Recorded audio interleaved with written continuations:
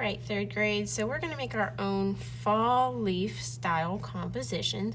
So you've got the paper that has all the different types of leaves that you can do. You are free to pick any one, but whatever leaf you pick, that's the one you're sticking with. I'm going to go ahead and do this European white birch. That's going to be my leaf that I pick, and I'm going to make sure that I've got all three rules of a good composition, that I've got some that are big, some that are small, some that are going this way and that, different directions, and some are going to go off the edge of the paper.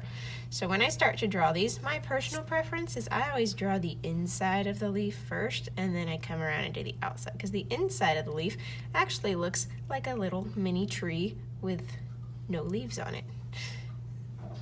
So I'm just going to start, I'm going to kind of go, I don't want to start with one straight up and down, I kind of want to go off to the side, I think.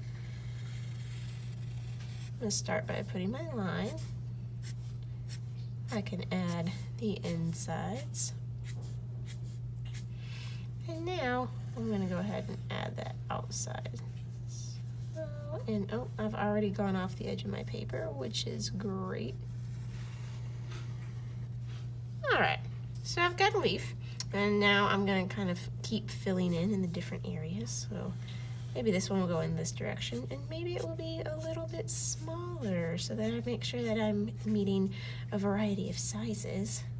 And if it's easier for you to turn your paper so that you can draw it upright like it is in the picture, do that. You can turn your whole paper so that you're able to do that. All right. Maybe I'll do one coming down here. I think I'm going to do a big one.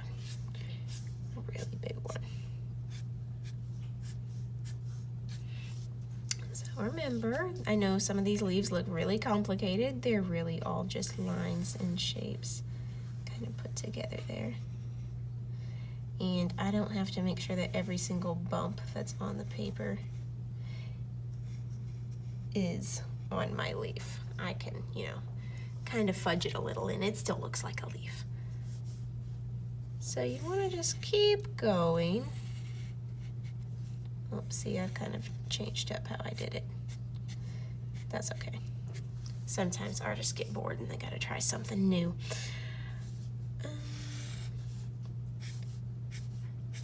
So a good composition always takes up the space on the paper. Okay, so we don't want to leave any like huge holes or gaps. So I don't really have anything going on up here, so I think I'm going to add one more, kind of finish it off. This one will go off the edge of the page. This one way goes off the edge of the page, and that's great.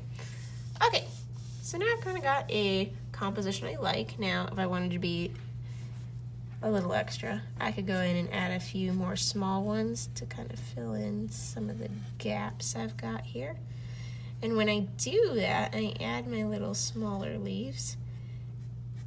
It kind of creates space in my artwork, so it looks like these leaves are really close to me and these ones are really far away from me. So I'll just add a few smaller ones, and it does just add more variety into my artwork. Okay, so this is where I'm going to stop for today. Now I'm not finished with this. Next week we're going to talk all about pattern, and we're going to do some fun Zentangle patterns inside of our leaves. But for today, here's where I'm going to stop. Now I drew in a black Sharpie so that you could see me really well on the camera. You are going to start with pencil so that you have the ability to erase if needed, and then you will go over it in a black Sharpie. So you will have something like this with whatever leaf you have chosen when we're done.